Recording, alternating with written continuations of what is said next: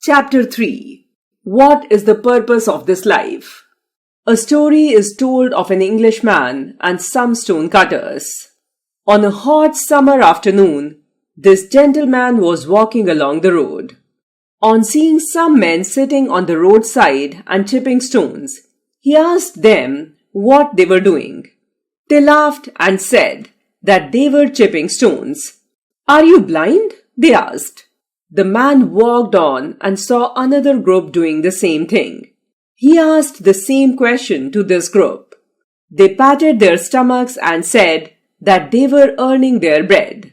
The Englishman continued his walk until he came to a third group doing similar work.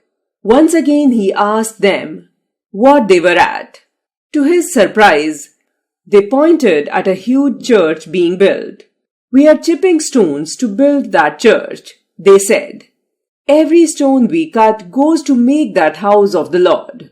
They continued to do their work, and our gentleman walked away in deep thought. He was thinking of the different answers given by various people doing the same kind of work. He asked himself a question as to which of these groups of people would be most sincere and dedicated in their work. There is no doubt that the last group, who had a noble purpose, would be. It is necessary to know the purpose of what we do. It helps us to be more sincere or less sincere, more dedicated or less dedicated in whatever we do. Similarly, we should know the purpose of this life. Of all the babies, the human baby is perhaps the most helpless. When this helpless child grows up, he becomes the most powerful.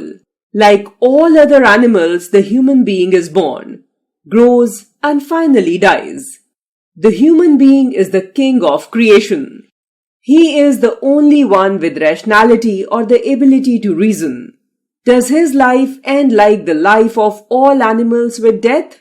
If so, why should he try to lead a good life, pleasing God? If death is not the end, then what is the end or purpose of life?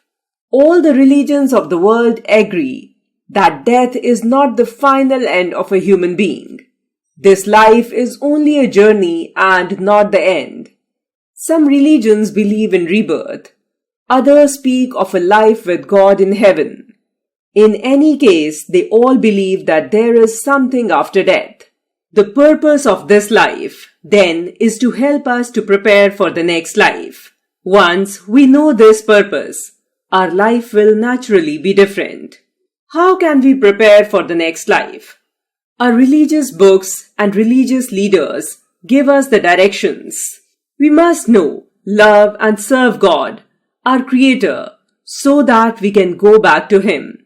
That is the end of the journey. Our religious books teach us about God. We should read these books. We should increase our knowledge about God, our Father. Our parents, our teachers, and our elders often guide us in different ways.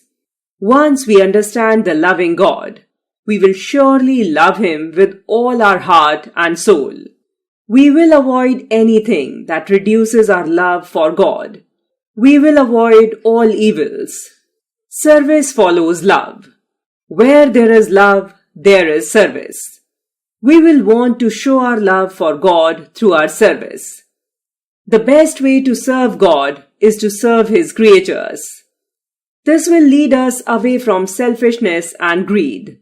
We will become aware of the needs of other creatures and especially of other human beings. We will take care of the needs of those around us. When we do this, we will be preparing for the next life. That is the purpose of this life. Mother Teresa, Abraham Lincoln, Mahatma Gandhi, and other great souls did just that. That is what makes us remember them. Like them, we too must find the purpose of this life. Once this purpose is found, we must live up to this purpose. That will be a happy and a successful life. If that goal is not fixed, the objective not identified, we will be drifting like a piece of wood in the sea of life. We will be running after shadows. it will be too late to realize that we have been disillusioned.